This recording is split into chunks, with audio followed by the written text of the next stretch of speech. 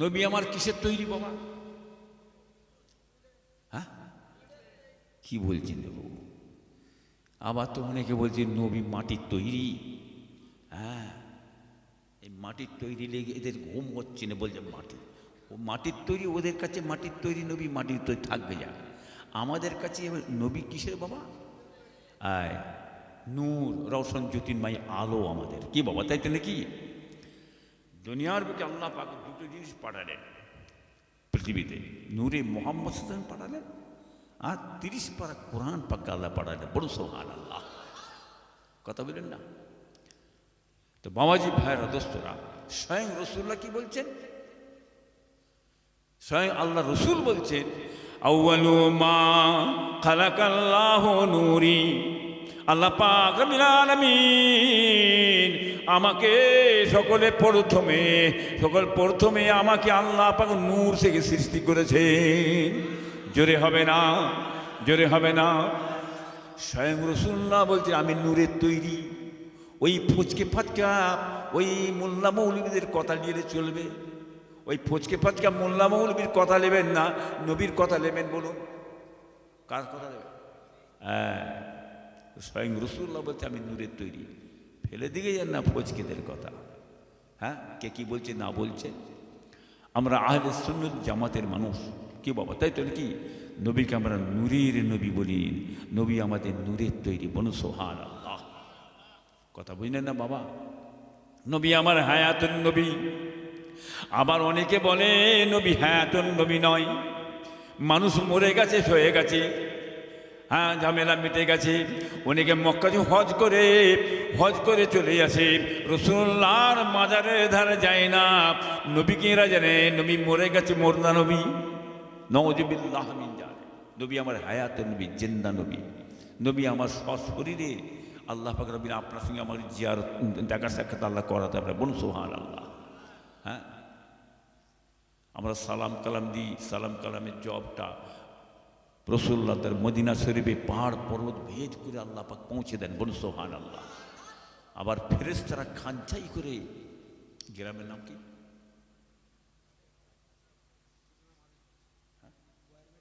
বয়ের বাড়ি মাঝের পাড়া, মালায়েকা ফেরেশতারা কি করে জানেন? খাঞ্চাই করে নিয়ে আল্লাহ রসুলের দরবার, ইয়া রাসূলুল্লাহ, বয়ের বাড়ি মাঝের পাড়ার আপনার উম্মতিরা আপনাকে দরুদ শরীফের নজরানা পাঠিয়েছে। বলুন সুবহানাল্লাহ।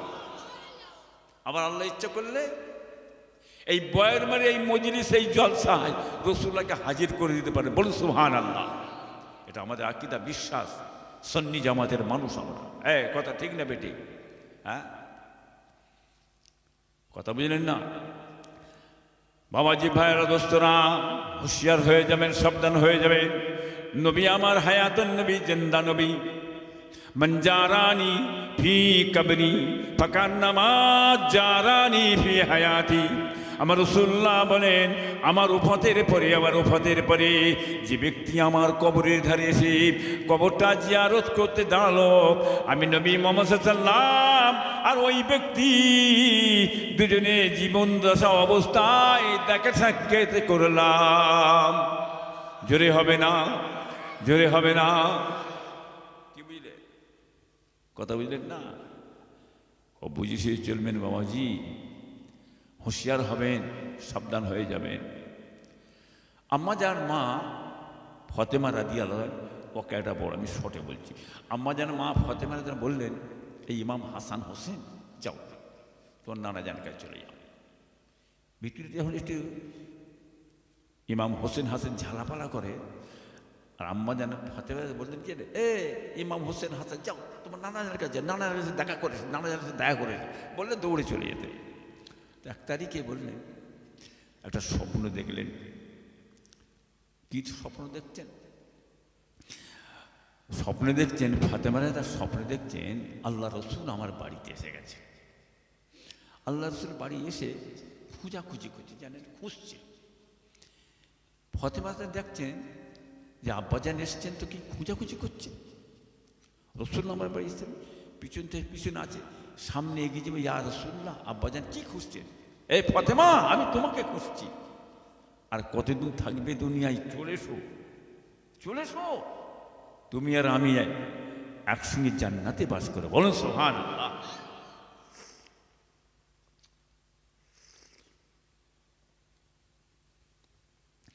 সকাল হয়ে গেল, এটা নিয়ে শেরে খোদা আলী রাদিয়াল্লাহু তাআলার সঙ্গে আলোচনা করছেন। এই আলী শোনো, আমি আর দুনিয়া থাকবো না বেশি দিন।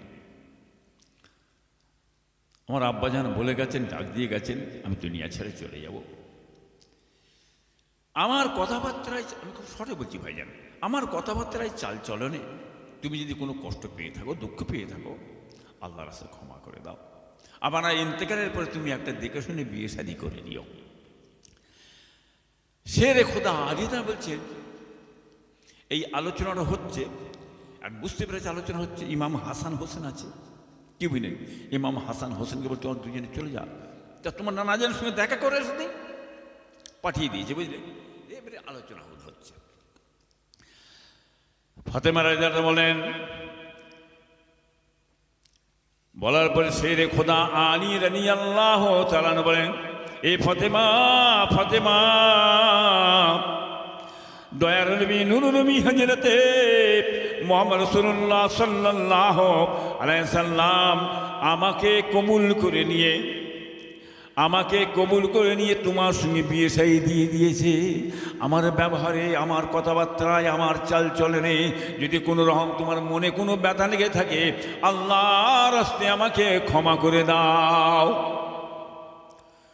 এই আলোচনা হতে হতে বাবাজি ভাইরা দোস্তরা, ইমাম হাসান হোসেন কিন্তু রাসূলুল্লাহর মাজার মোবারকে চলে গেছেন। দয়া নেই মানে, এই ইমাম হোসেন, হাসান, যাও যাও, চলে যাও, চলে যাও, চলে যাও। তোমরা এই সময় কেন আমার কাছে এলে? তোমার আম্মাজান দুনিয়ায় থাকবে না, থাকবে না। তোমার আম্মাজান দুনিয়া ছেড়ে জান্নাতে চলে যাবে, আখিরাতের দিকে চলে যাবে। যাও, এখনই চলে যাও, দেরি করো না, এখনই চলে যাও। বলার সঙ্গে সঙ্গে ইমাম হাসান হোসেন রাদিয়াল্লাহু তাআলা আনহু ছুটে এসে মা ফাতেমা রাদিয়াল্লাহু তাআলা আনহার কাছে এসে হাজির হয়ে গেলেন। আম্মাজান, আপনি আমাদের দুজনকে বুঝিয়ে বাজিয়ে পেটিয়ে দিলেন নানা জানের দরবারে। আমাদের ভেঙে আপনি বলেন না, চেপে রেখেছিলেন। হ্যাঁ, আপনি চলে যাবেন দুনিয়া থেকে, চেপে রেখেছে বলেন না। নানাজান বলে দিয়েছে, নানাজান বলেছে যে তুমি দুনিয়া ছেড়ে জান্নাতে চলে যাবে। এই কথা নানাজান আমাদের দুজনকে শুনিয়ে দিয়েছে, বলে দিয়েছে। বলুন সুবহানাল্লাহ। জোরে হবে না বাবা, জোরে হবে না? নবী নাকি মুর্দা, নবী নাকি মুর্দা, হায়াতের নবী নেই। হ্যাঁ, কি বুঝতে পারছেন না? কি? হ্যাঁ, নবী আমাদের জিন্দা নবী, হায়াতের নবী। বলুন সুবহানাল্লাহ। আল্লাহর ওলিরা মরে মুর্দা না, মরে জিন্দা গো? মরে জিন্দা। কেমন জিন্দা? ওরে বান্দা, তোমাদের সে জ্ঞান দেওয়া হয় না। ঠিক না বেঠিক গো? হ্যাঁ, সে জ্ঞান কোথা দেওয়া আছে? সে বুদ্ধিবিদ্যা তোমাদের আর দেওয়া হয় না। কি বুঝলেন? ইনি দুনিয়ার খবর পাইন, উনি কবরের খবর দিচ্ছে। বলে মুর্দা পড়ে আছে, মরে সব মোটে মাটি হয়ে গেছে। হ্যাঁ, যে কি হালতে আছে কেউ বলতে পারবেন? হ্যাঁ, মক্কা শরীফ আপনারা শুনেছেন আগে, অনেকদিন আগে, সাহাবাদের লাশ মাটি কেটে সরিয়ে সব সাহাবাদের লাশ টাটকা জিন্দা, টাটকা লাশ তুলে অন্য সাইডে মাটি মঞ্জিল দিয়েছে। এই কথা ঠিক না বেঠিক? হ্যাঁ, ইনি আবার কবরের খবর। আপনারা বসে আছেন, সব বসে আছেন এখানে। কি বাবা, একটা মানুষ এসেছে বোম্বাই থেকে, আপনার একটা বন্ধু এসেছে বোম্বাই থেকে এসে বলছে চলো যাই। ফুরফাসি ছোট হুজুর কেউ আছে, ইব্রাহিম ভাই সাহেব ওয়াজ করছেন, চলো একটু যে ওয়াজ শুনি, চলো চলো যাই। বন্ধুকে নিয়ে এসে বসে ওয়াজ শুনছেন, এখানে বসে বুঝলেন। এখন বহু দূর থেকে এসেছেন, শরীরটা টায়ার্ড হয়ে গেছে। এখন বসে বসে বেচারি ঘুমিয়ে গেছে, পাশে ঘুমিয়ে গেছে। কত দূরে? এই আধা দূরে, এরা মজলিস এই আধা দূরে শুয়ে আছে, ঘুমোচ্ছে। ঘুমিয়ে দেখতে কি জানেন, একটা বড় হাতি বুকে উঠছে, বুকে পা দিয়ে উঠে আর সুর দিয়ে গলাটা পেঁচিয়ে ধরছে। বাঁচাও বাঁচাও, মেরে ফেললে, জান চলে গেল, বাঁচাও, কে কোথা আছে বাঁচাও। যত গায়ে ক্ষমতা আছে চাচাচ্ছে। হঠাৎ করে ঘুমটা ভেঙে গেল। ভেঙে যাওয়ার পরে বুকটা ধক ধক ধক ধক ধক ধক করছে না, করেনি? এই বাস্তব না বাস্তব? এই গল্প বলছি বাস্তব না বাস্তব বলুন। হ্যাঁ করছে তো, দেখবেন একটা খারাপ স্বপ্ন কি দেখবেন, যে ঘুমটা ভেঙে যায় বুকটা ধকধক করে না, করে তো, বুকটা ধকধক করছে, আর ঘুম ভেঙে দেখছে চোখ দিয়ে পানি বেরিয়ে সব গড়িয়ে সব ভরে গেছে। পানি কি এমনি বেরিয়েছে বাবা? এই এমনি বেরিয়েছে? তার কষ্ট হয়েছে বলে বেরিয়েছে তো। হ্যাঁ, ওই কানাদের ঘরে কে বুঝাবে? কানা মূর্খ আচট ফচকে মুরগি দৌড়ে হাঁকার জন্য ওদের কেন কি আছে, বুঝতে পারছেন না? ভিজে গেছে নিশ্চয় কষ্ট হয়েছে বলে চোখে পানি এসেছে তো। হ্যাঁ, ও যে এত জোর চেঁচাচ্ছে, চিল্লালে চোখে পানি এসে চেঁচাচ্ছে, আপনি পাশে শুয়ে আছেন, জানেন কিচ্ছু আপনারা? এই আপনারা জানতে পেরেছেন? এই মজলিসের লোক আমার বসে কেউ জানতে পেরেছি? হ্যাঁ হ্যাঁ, বুঝতে পেরেছেন কি বলতে চাইছি? তা দুনিয়ায় বেঁচে থেকে এত কিছু ঘটনা ঘটে গেল, হ্যাঁ, আর উনি কবরের খবর দিচ্ছে, কবরের ঘটনা নেবে উনি, কি এত সহজ?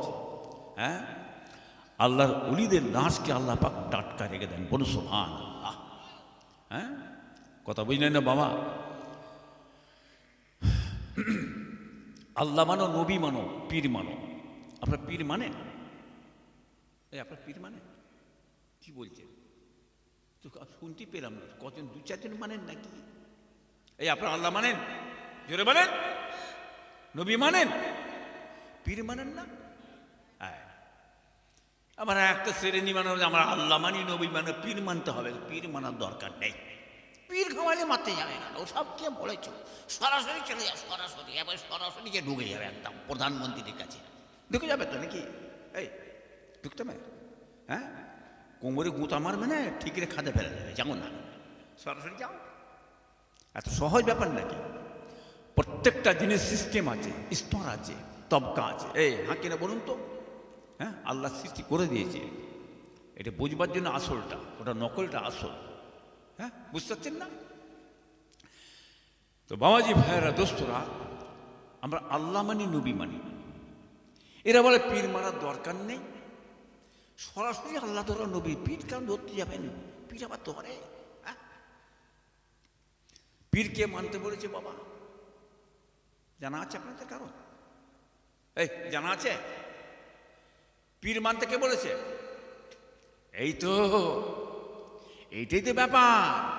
এই জন্যই তো এই মাথা সে মাথা গুটিয়ে পড়ে যাচ্ছে, তুই মাথা সে মাথা চড়ছ।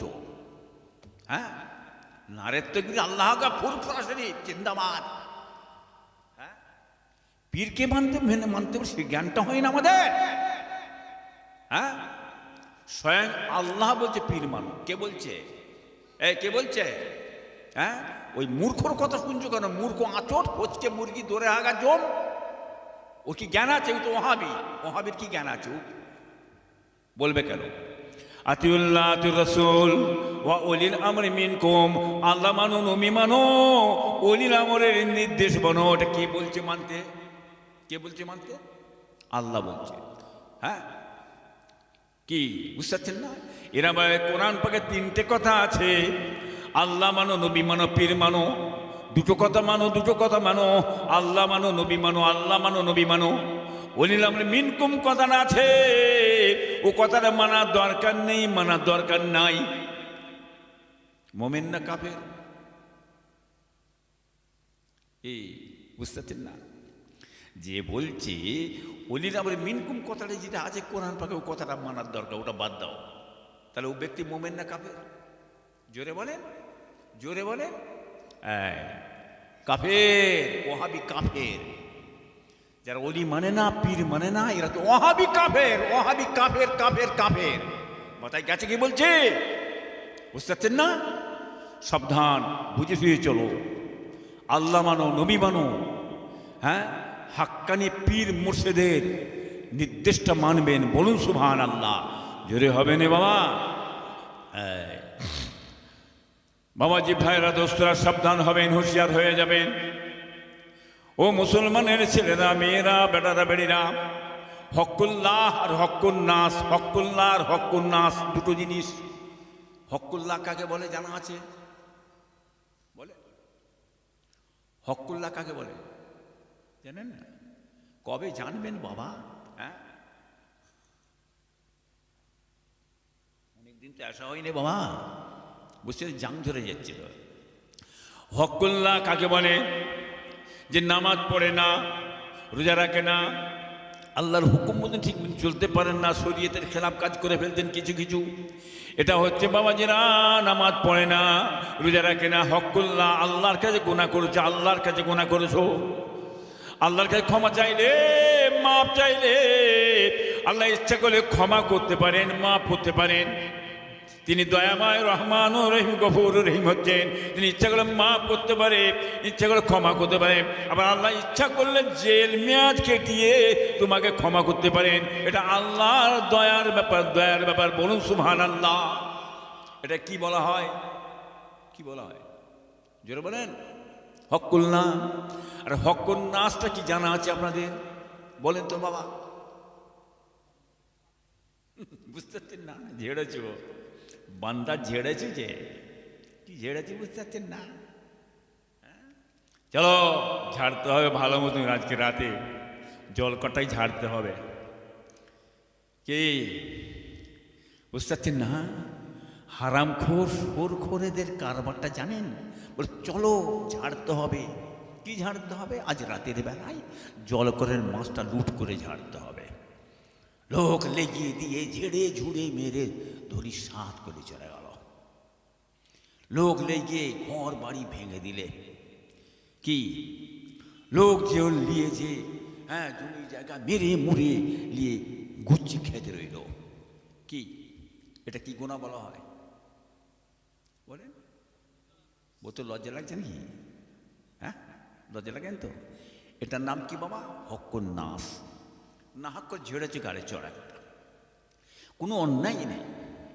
সে ন্যায়ের উপর কত বলছে, আমার পাওনা দেন, দেবেন না কেন? আপনি নিলেন কেন?